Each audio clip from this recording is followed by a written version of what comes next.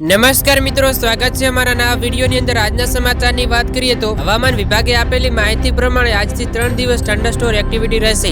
આગામી 4 દિવસ માછીમારોને દરિયો ન ખેડવાની સૂચના આપવામાં આવી છે। આજે રાજ્યભરમાં વરસાદની તીવ્રતા ઘટી ગઈ હોય તેવું લાગી રહ્યું છે। આજે સવારે 6 થી બપોરે 12 વાગ્યા સુધીમાં 69 તાલુકામાં વરસાદ નોંધાયો છે, જેમાં છોટાઉદેપુરમાં સૌથી વધુ 3 ઇંચ વરસાદ નોંધાયો છે। ત્યારે હવામાન વિભાગે 3 સિસ્ટમ હોવાનું જણાવ્યું છે, જેના કારણે ગુજરાતમાં આગામી 7 દિવસ કેવો વરસાદ થશે તે અંગે હવામાન વિભાગની આગાહી જોઈએ। હવામાન વિભાગે આપેલી માહિતી પ્રમાણે ઉત્તર પશ્ચિમ મધ્યપ્રદેશ અને આસપાસના વિસ્તારોમાં બનેલો લો પ્રેશર વિસ્તારમાં આજે 31 જુલાઈના સવારે આ પ્રદેશમાં યથાવત હતું। સંકળાયેલ ચક્રવાતી પરિભ્રમણ સરેરાશ સમુદ્ર સપાટી 5.8 કિમી ઉપર દક્ષિણ પશ્ચિમ તરફ ઊંચાઈ સાથે ઝુકાવ સાથે ફેલાયેલો છે। ગઈકાલનો ટ્રફ હવે ઉત્તર પૂર્વ અરબી સમુદ્રથી દક્ષિણ બાંગ્લાદેશ સુધી ગુજરાત તરફ ફેલાયેલો છે। ચક્રવાતી પરિભ્રમણ ઉત્તર પશ્ચિમ મધ્યપ્રદેશ અને આસપાસના વિસ્તારોમાં ઝારખંડ અને નજીકના ઉત્તર છત્તીસગઢ અને ગંગા પશ્ચિમ બંગાળ પર સરેરાશ સમુદ્ર સપાટી 3.1 કિમી ઉપર ઓછા દબાણવાળા વિસ્તારમાં સાથે સંકળાયેલી છે। સરેરાશ સમુદ્રની સપાટી પરનું ચોમાસું ટ્રફ હવે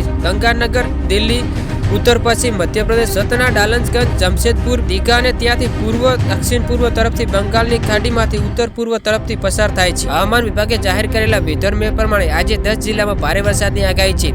આજે મહીસાગર, પંચમહાલ, દાહોદ, છોટાઉદેપુર, નર્મદા, તાપી, ડાંગ, સુરત, નવસારી, વલસાડ, દમણ, દાદરા નગર હવેલીમાં ગાજવીજની સાથે ભારે વરસાદની આગાહી આપવામાં આવી છે। હવામાન વિભાગે જાહેર કરેલા વેધર મેપ પ્રમાણે 30 અને 31મી તારીખે રાજ્યભરમાં છૂટાછવાયા સ્થળોએ હળવેથી ગાજવીજ સાથે હળવેથી મધ્યમ વરસાદની આગાહી કરવામાં આવી છે। હવામાન વિભાગે આપેલી માહિતી પ્રમાણે આજથી 3 દિવસ થંડરસ્ટોર એક્ટિવિટી રહેશે।